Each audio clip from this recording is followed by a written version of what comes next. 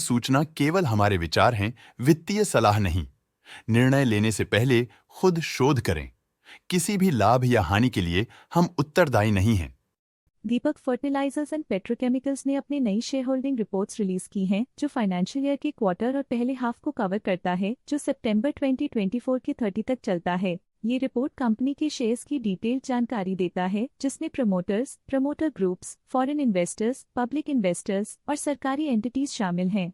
Public health shares का percentage 2024 के जून में 38.23% से 2024 के सितंबर में 34.68% तक डिक्रीज हो गया। इस डिक्रीज से साफ है कि इस टाइम पीरियड में कंपनी में पब्लिक का हिस्सा डिक्रीज हुआ है। DII डोमेस्टिक इंस्टीट्यूशनल इन्वेस्टर्स ने अपना शेयर होल्डिंग जून 2024 में 6.3% से सितंबर 2024 में 10.02% तक इंक्रीज किया। ये बताता है कि डोमेस्टिक इंस्टीट्यूशंस ने कंपनी में अपना इंटरेस्ट 3.72% तक इंक्रीज किया है। फॉरेन इंस्टीट्यूशनल इन्वेस्टर्स की शेयर होल्डिंग में थोड़ा डिक्रीज आया 2024 के जून से 2024 के सितंबर में, जो दिखाता है कि फॉरेन इंस्टीट्यूशंस ने अपने स्टेक को क्वार्टर टू क्वार्टर -0.17 से डिक्रीज किया है, जिसे पता चलता है कि उन्होंने अपनी इन्वेस्टमेंट्स को पुल बैक किया है। चलिए इन्वेस्टर्स की स्टैटिस्टिक्स पे नजर डालते हैं, जो शेयर होल्डिंग पैटर्न में फ्लक्चुएशंस का कारण बन सकते हैं। ट्रस्ट की फाइनेंशियल परफॉर्मेंस में एक सिग्निफिकेंट डिफरेंस देखा गया है, जो -0.01% है।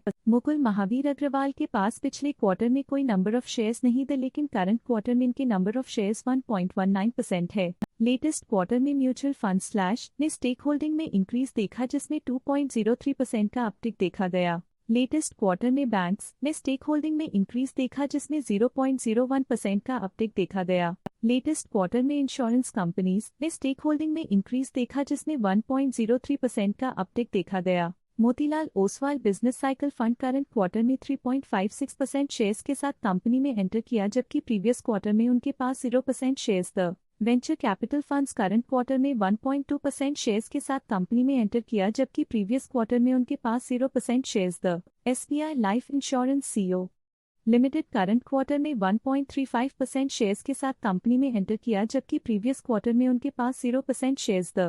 Any other institutions domestic current quarter में 0.01% शेयर्स के साथ कंपनी में एंटर किया, जबकि प्रीवियस क्वार्टर में उनके पास 0% शेयर्स थे।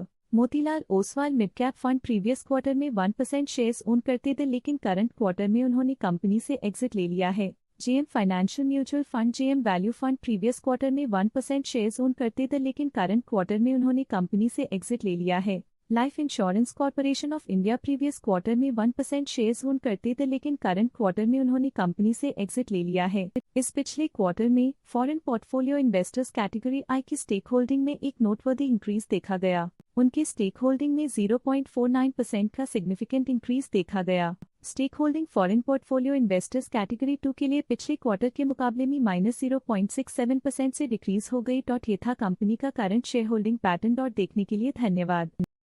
स्टॉक लेटेस्ट न्यूज अपडेट के लिए चैनल को सब्सक्राइब करें और वीडियो को लाइक एंड शेयर करें।